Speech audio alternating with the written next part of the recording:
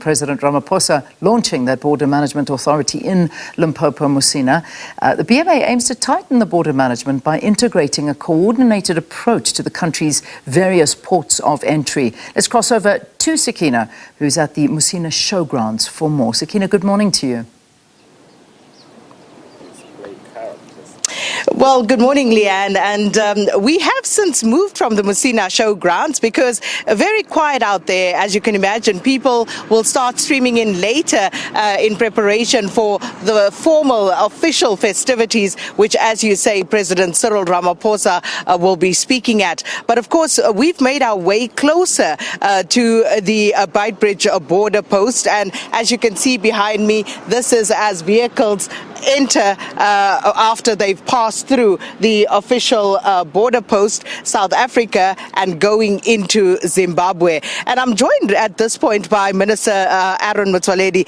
Dr. Motsoaledi, of course, the Minister of Home Affairs. And Home Affairs had incubated the Border Management Authority after its promulgation. And it was this year in April the 1st, when they basically handed over this entity so that it becomes a standalone that would be responsible for border management and streamlining the activities that had previously been taken care of by various other government departments, such as Home Affairs, such as the Department of Health, departments of Forestry, Fisheries, Land Reform and Agriculture, also some of the functions that were performed by the SABC. So the Border Management Authority is about streamlining all of those functions in order to better serve the country. And the problems, as you know, as it pertains to the border authority, would be to make sure that we deal with issues of immigration, of obviously the facilitation of trade, and also looking at issues bedeviling the country at the moment, like crime and the rest. But of course, we'll have many more opportunities to speak to some of those matters later on. But for now, let me bring in Dr. Motsoaledi, the Minister of Home Affairs. Minister, thank you so much for your time. Already a scorcher out here in Musina early in the morning, and it's going to get hotter, not just in temperature, but also in terms of the work that needs to be done by the Border Management Authority. Given the issues that South Africa faces with regards to immigration and, of course, illegal immigration into our country, some of the illicit activities that takes place here on this border post with regard to trade, these are issues that the Border Management Authority will have to clamp down on, and hopefully soon. Well, indeed, Sakina, that's why they were established for. And I think the problem is that it took a little bit of time for Parliament to pass the act that established the Border Management Authority. But be that as it may, it has now been passed. And as you know, the Border Management Authority was launched in November 2021 when the Commissioner and 2 deputies were appointed. And at that time, it was incubated as a branch in the Department of Home Affairs, meaning the Commissioner was had the same status as a Deputy Director General in a government department. But from the 1st of April, it's now a standalone 3A entity in terms of the Public Finance Management Act, and is controlled by 10 ministers, interministerial. And I think it's important or worthy to mention that all the ministers who form interministerial committees are appointed by the president. But this particular one is completely different. It is the only interministerial committee that is appointed by an act of parliament. Because in the Border Management Authority Act, it clearly says the people who are in charge, chaired by the Minister of Home Affairs, who is myself, is the Minister of Finance, the Minister of State Security, the Minister of Defense, the Minister of Police, the Minister of Health, the Minister of Agriculture and Land, the Minister of Environment, Forestry and Fisheries, and the Minister of DTI, Trade, Industry and Competition, and the Minister of Transport. All those ministers sit together. They form a statutory body which meets 4 times a year or as required to be in charge of what's happening in the borders. If you look at the name of the ministers I've mentioned, they've got a role to play, all of them at the borders. And that's why from the 1st of April, all the people who were doing health work, because health work is always done at the borders, many people did not know about that until COVID when they know that you have to produce a certificate, proof of immunization or be tested.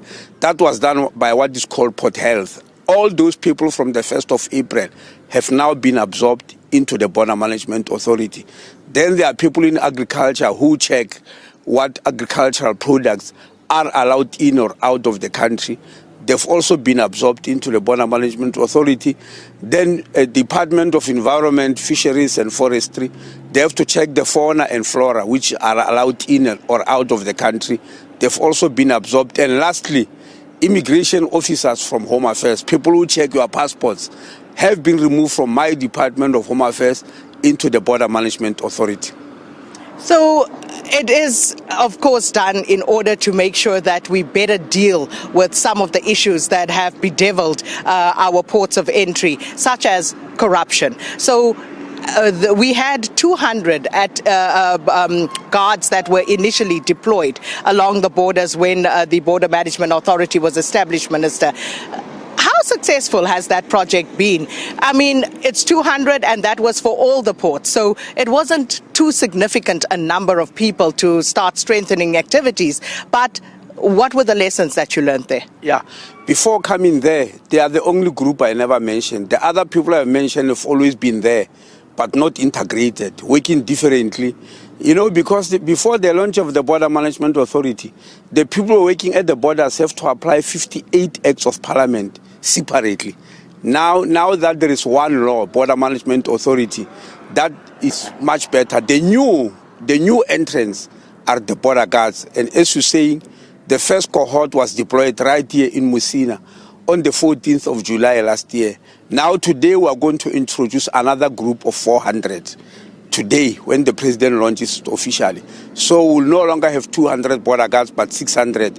But that is still a small number. We need to keep on increasing every year as the fiscals allow us.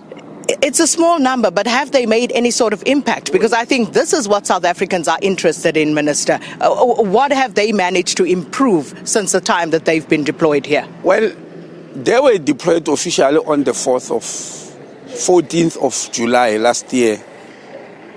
The last time I checked, and I think it's 2 months back, unfortunately I didn't check recently, was that since they were launched, they were able to stop 35,000 people from coming into the country illegally.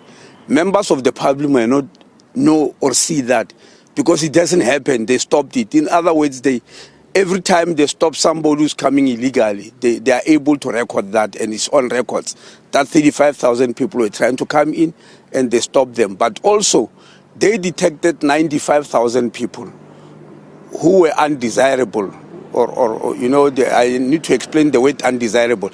These are the people who come into South Africa officially with a passport, maybe a visa, but allow everything to expire and just disappear into thin air inside the country.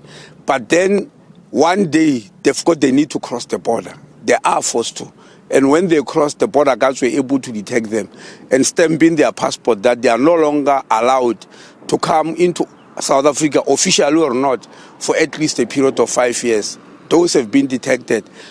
And also 141 cars which were stolen were about to cross the border.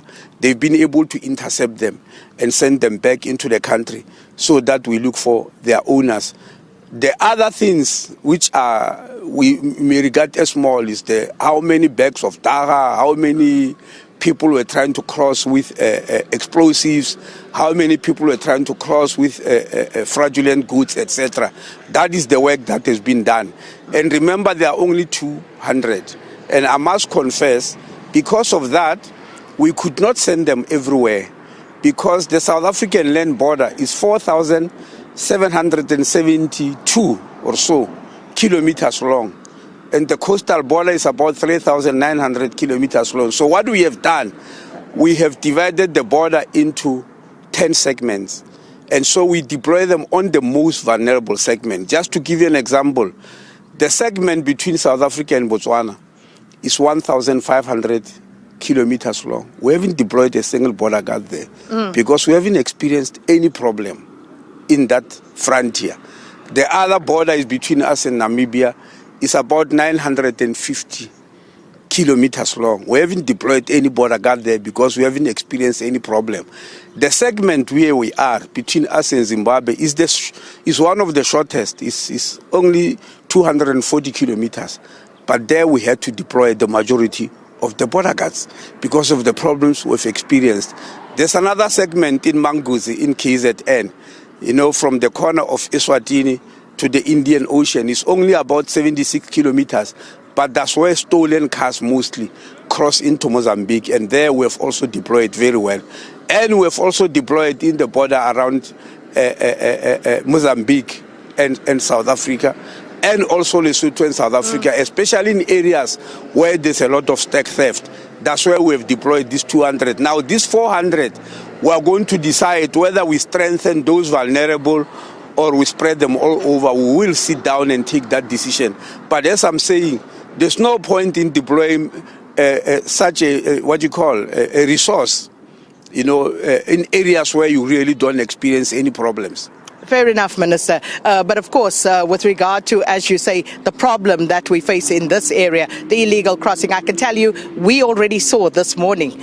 We drove past up to the border, and already this morning, you are seeing the illegal activity taking place. So obviously it's something that is going to take time. But again, how is the Border Management Authority going to be different from what we had previously in stemming this tide of crime across this border?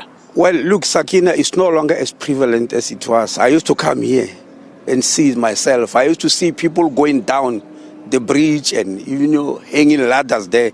Because the social media can be silly. I saw one of the ladders this week as if it was happening now. When it happened 2 years ago, it was very prevalent because people were just crossing knowing that there's nobody over that side who's waiting. But since the border guards were there, those incidences have decreased. Because the other thing which people must know, when they talk about fence jumping, they believe people just jump any fence anywhere in the bush. These are human beings. They usually jump next to the border gate because they also need transport to come into South Africa, and they come by transport where they come from, be left on this side of the border, cross next to the border gate, and then again get transport here. So those are the areas where you deploy the border guards to make sure that it does not easily happen.